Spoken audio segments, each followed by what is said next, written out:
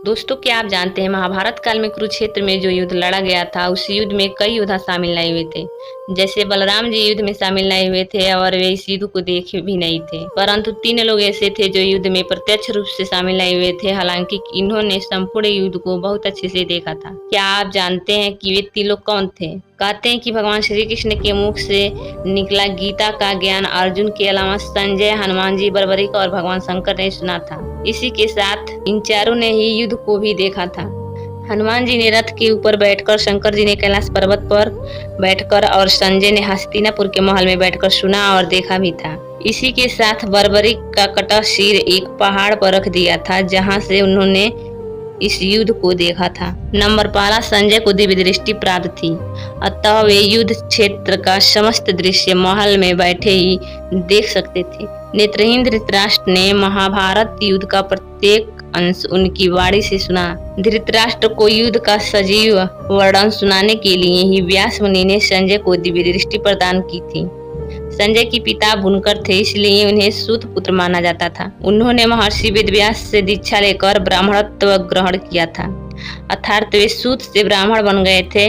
वेदादि विद्याओं का अध्ययन करके वे धृतराष्ट्र की राज्यसभा के सम्मानित मंत्री भी बन गए थे। नंबर 2, हनुमान जी श्री कृष्ण के ही आदेश पर हनुमान जी कुरुक्षेत्र के युद्ध में सूक्ष्म रूप में उनके रथ पर सवार हो गए थे। यही कारण था कि पहले भीष्म और बाद में कर्ण के प्रहार से उनका रथ सुरक्षित रहा, अन्यथा कर्ण ने तो कभी का ही रथ को ध्वस्त कर दिया होता। रथ पर बैठकर हनुमान जी ने न केवल गीता सुनी बल्कि उन्होंने युद्ध को भी देखा था। नंबर 3, बर्बरीक भीम के पौत्र और घटोत्कच का पुत्र बर्बरीक इतना शक्तिशाली था कि वह अपने 3 तीर से ही महाभारत का युद्ध जीत लेता। यह देखकर श्री कृष्ण ने ब्राह्मण बनकर उससे दानवीर बर्बरीक से उसका शीश मांग लिया। बर्बरीक द्वारा अपने पितामह पांडव की विजयी हेतु स्वेच्छा के साथ शीश दान कर दिया गया। बर्बरीक के इस बलिदान को देखकर दान के पश्चात श्री कृष्ण ने बर्बरीक को कलयुग में स्वयं के नाम से पूजित होने का वर दिया। इसी के साथ जब बर्बरीन ने युद्ध देखने की इच्छा जताई तो श्री कृष्ण ने उसका कटा शीश एक जगह स्थापित करके कहा कि तुम संपूर्ण महाभारत युद्ध के गवाह बनोगे।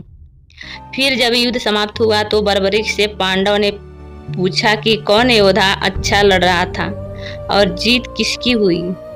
इस पर उसने कहा कि मुझे तो दोनों ओर से श्री कृष्ण ही लड़ते हुए दिखाई दिए। नंबर 4, भगवान शंकर माता पार्वती के साथ कैलाश पर्वत पर बैठे भगवान शंकर ने भी इस युद्ध को लाइव देखा था। जानकारी के लिए कमेंट करें, हमारे चैनल पर नए तो सब्सक्राइब करना ना भूलें।